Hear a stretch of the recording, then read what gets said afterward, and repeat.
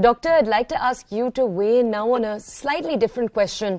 One of the things that experts have been very worried about when it comes to the China situation is that China, with its population, is possibly ripe for the creation of further variants.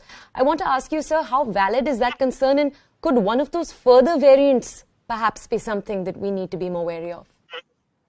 Good morning. It is really difficult to comment upon China. It is an opaque system, Right. and many of the things which are working for COVID, there is their rivalry with the US. They don't want to share their things with the other side of the world. It is said their vaccine is also not to the mark, it is inferior. Many of the countries which received at the time earlier, it was seen it was not so effective. Other thing is it has prolonged the lockdown period for a longer period just to show the supremacy of their strategy. I think it has gone too far. We have seen earlier in India when we had lockdown, the case was very low. But once we opened up, it was an explosion of the cases.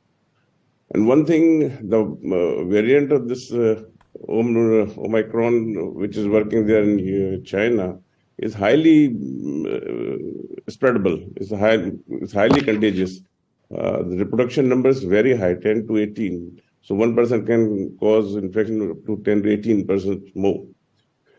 So these are the facts which are available, which we can infer from the information we have.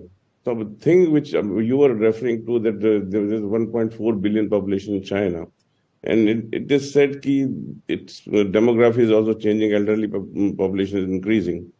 So they have a right kind of environment for the development of this epidemic there. Let's see what happens. But it's a reason for concern for them. It's no doubt about that. Other thing is they don't apparently have the drugs to fight them like Paxlovid and this antibody cocktail. And I think everybody take bargain with them for providing them. Okay. But